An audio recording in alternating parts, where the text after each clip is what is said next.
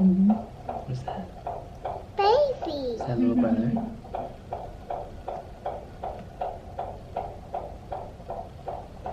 You hear him? You hear him? He's got a strong heartbeat, huh?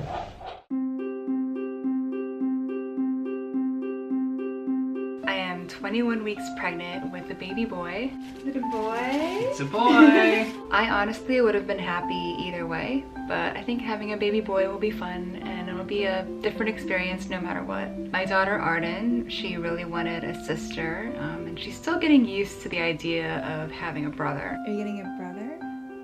No. A sister. Last weekend we had our 20-week ultrasound and confirmed that we are having a boy. We got some fun photos and video clips of little boy moving around in there. He's like just looking at us and playing peekaboo. Today we went to the Pregnancy, Babies and Children Expo. A lot's changed in the 3 to 4 years since I was pregnant last. A lot of new stuff on the market. Some of it's genius and some of it's like, do we really need that?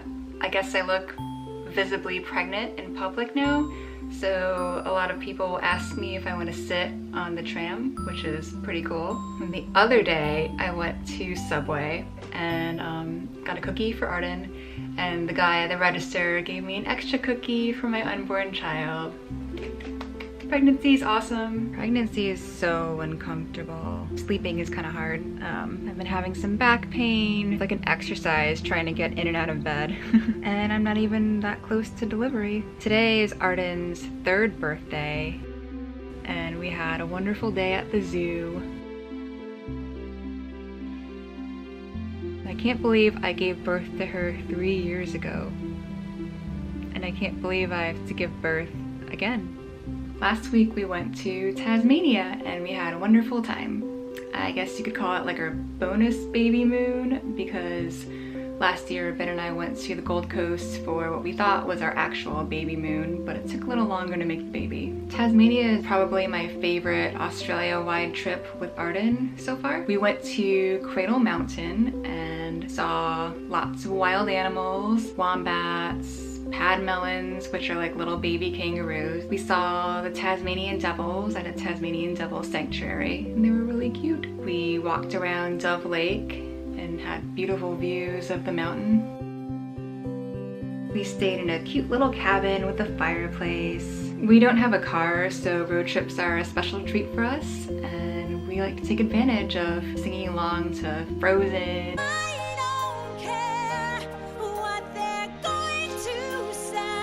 And then we visited Hobart, where we did a lot of walking around the city. I'm beyond grateful that we're expanding our family, but I'll always have a special place in my heart for these adventures as a family of 3.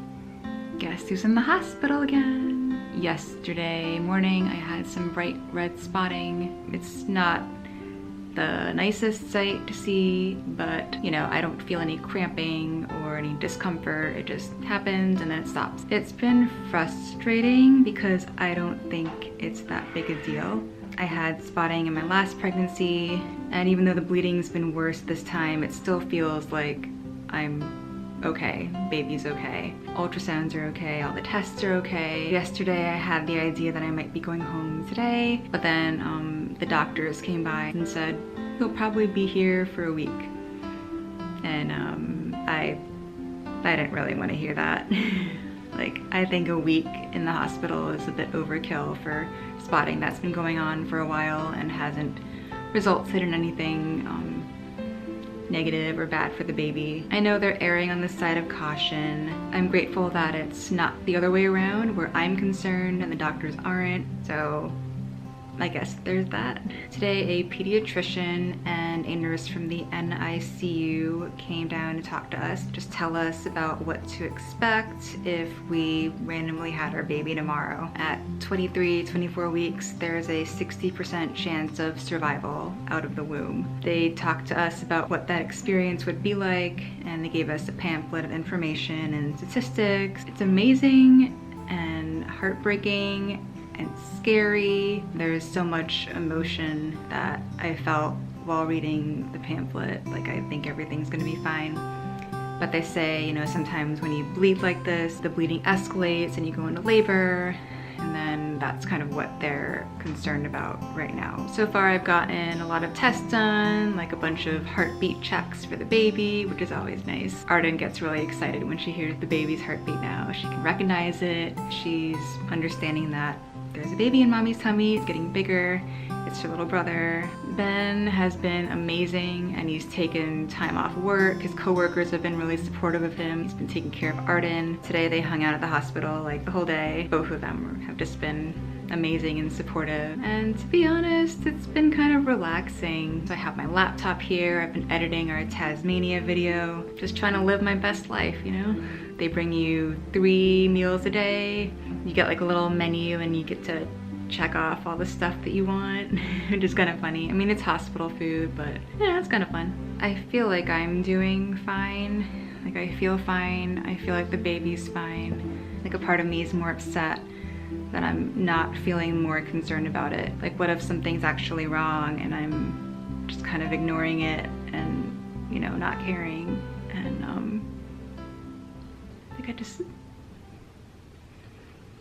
I feel like a bad mom already. Like, I want my baby to be healthy and I want the best for him. And I just feel like, I don't know, I haven't been as concerned as I should be that I'm bleeding and maybe things aren't going well. I'm just kind of confused, you know? We'll see what happens in the next few days and what information they'll give me when they discharge me, and just take it from there, I guess.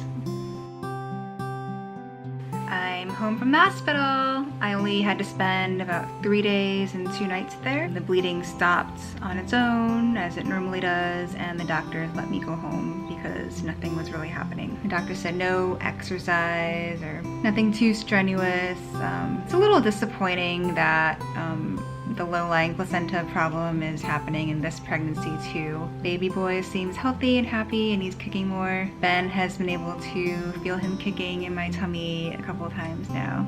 The first time was in Tasmania at Cradle Mountain. We were in our little cabin and it was early in the morning. I felt the baby kicking and I put Ben's hand on my tummy and he felt some kicks. It was really magical and I got a little emotional. Tomorrow is my birthday. I'll be 33 tomorrow. Pretty cool, I guess. Technically, I had Arden in my 20s because I was 29 when I had her, even though I turned 30 like 3 weeks later. Now I'm having my second child in my 30s. So this week I started feeling really, really heavy. It's harder to walk around and it takes me like twice as long to get to where I'm going if I'm walking. I'm not supposed to do any like strenuous exercise anymore, per the doctor's orders. I just feel kind of lazy and gross. We've started talking about baby names, which is fun. Before I even got pregnant this time, we had already decided on a middle name, regardless of its sex. So now we have to find a name that goes well with the middle name, the last name, goes well with Arden's name, is a name we like, and also isn't like the namesake of a serial killer or something. I'm having a hard time with boy names for some reason. Girl names come easier to me, I guess. So we have a short list of boy names, and the name at the very top right now is actually not a name that I had considered during my first pregnancy. It's funny, after we announced that it's a boy, a lot of people asked Ben if he was gonna consider naming it after himself, like Benjamin Jr. You know, when I was pregnant with Arden and we knew it was a girl, no one ever asked me if I wanted to name my daughter Candace. This past week, I went through one of my least favorite parts of pregnancy, the gestational diabetes test. First off, a disclaimer. I'm very, very grateful that we live in a day and age where we have the knowledge and education to properly diagnose and treat gestational diabetes, which can be a very serious condition if left undiagnosed. But you guys, there has to be a better way to test for gestational diabetes because I am not a fan of this test. I swear in like 5 years, we're gonna have a better way to test for it and we'll be like, what were we thinking? According to my friends and family that live in the States, most American women have to do a 1-hour glucose tolerance test. Here in Australia, no one does the 1-hour test. Apparently they used to, but I guess it's pretty easy to fail the 1 hour test, so they just make everyone take a 2-hour test. The 2-hour test involves fasting from the night before, going to the hospital first thing in the morning, getting your blood drawn before you have any glucose, drinking 75 grams of glucose in 5 minutes, sitting in the waiting room for an hour, getting your blood drawn again, waiting room another hour, blood drawn after 2 hours. And then you go home and feel like hell and hope that you don't actually have gestational diabetes. This test is a big problem for me. I don't do well with fasting, especially when eating for 2. I don't do well with blood draws, and especially not after drinking what is literally 2 Coke cans worth of sugar in 5 minutes on an empty stomach. During my first pregnancy, I failed on the first try. Not because I had gestational diabetes, but because I puked all over myself half an hour into the test. And then I had to come back the next week and do it all over again. Second time around, I felt like death, but I had come prepared. Most people are like, the GD test is so boring, so just like take a book and read and take your phone. I have to like concentrate and meditate. So the second time around, I loaded up my phone with lots of ethereal, comforting music like Jewel, Lights Acoustic, Emmy Rossum, and I closed my eyes and meditated the whole time, and I passed.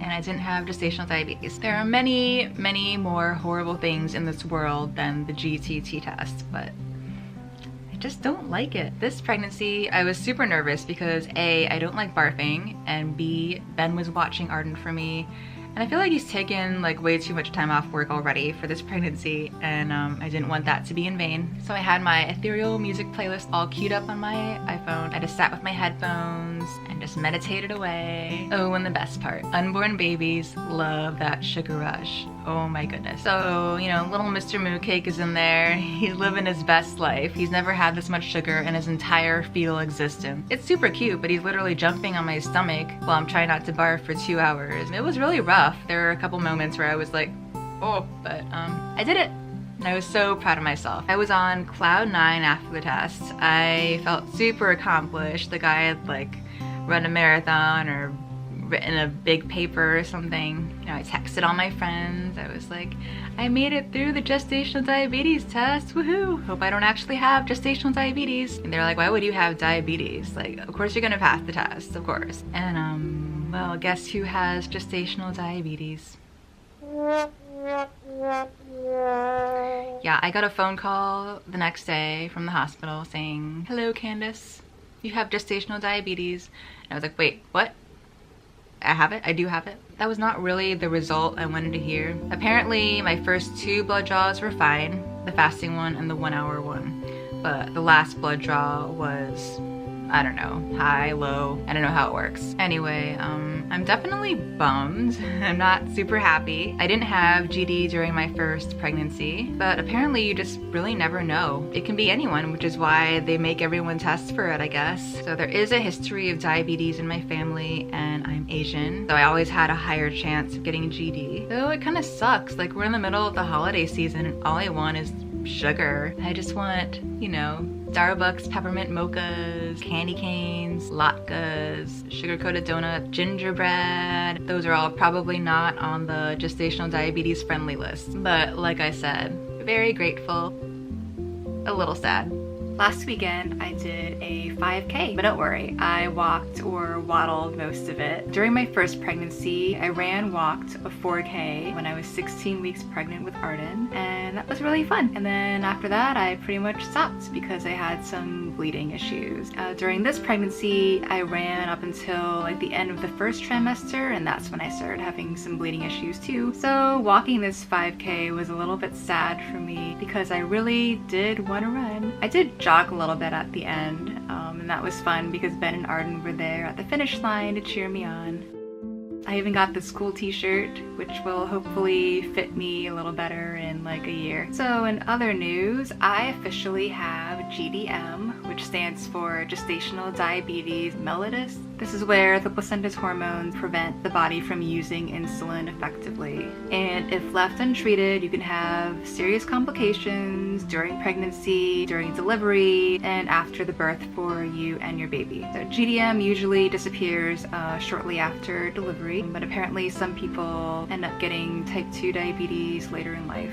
So I was diagnosed last week, and this week I went to the hospital for a half-day clinic where I was taught how to manage my blood sugar. So the clinic was actually a group class with 4 other women that were all just as miserable as I was. And we all spent an hour with the physiotherapist who taught us how to exercise efficiently. And then we spent an hour with the GDM specialist who taught us how to prick our fingers and check our blood sugar. And then we spent an hour talking about food with a dietitian. So the nutrition education was really interesting to me. I'm the kind of person who doesn't give a single thought about what I eat throughout the day. And I've never been one to look up carbs or calorie content. There have been times in my life where I've noticed a significant weight gain and have adjusted my lifestyle to counter it, but I ended up doing more exercise and that seemed to help. So keeping track of when and what I eat has already been really interesting. So the specialist said that everyone is different, and for some people they can eat whatever they want and their blood sugar will be fine. And for some people, they could follow the strictest diet and they still won't be able to keep their blood sugar down. There are certain things you can avoid or substitute, but if your condition is severe enough, you might need shots of insulin every day. And because this is all caused by hormones, sometimes you can eat the same thing and get different results every time, so it's important to keep monitoring the situation. So the GDM diet, it's more to do with portion size and combinations of food. So you can't just cut out all carbs. You just need to pair it with like protein or something. So it's all really interesting. For the past few days, I've been having some crazy like mood swings about everything. I'll go from feeling interested and fascinated and this is really good for my baby to what on earth am I supposed to eat?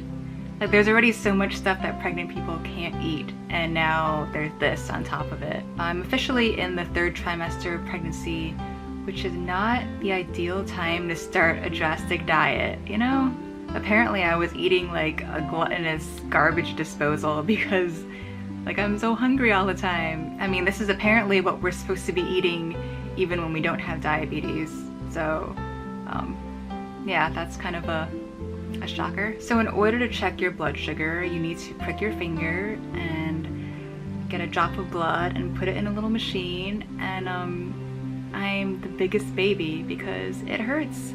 It hurts every time. I'm also not really a fan of the sight of blood. I used to be totally fine with it, and then when I was in my early 20s, I started to get really sensitive to the mention of blood, any blood in movies. Like sometimes I'll start to faint at a movie if it's too graphic, which is really weird and embarrassing. I have to prick myself 4 times a day, first thing in the morning, and then 2 hours after every big meal, like after breakfast, lunch, and dinner. The first time I tried to do it by myself, I had to prick my finger 3 times to get enough blood, and it hurt, and that was really gross. I've been better at it ever since. I'll probably get used to pricking my finger, but I'm not a fan. I got myself these super cute band-aids to help ease the pain. I love these Star Wars ones.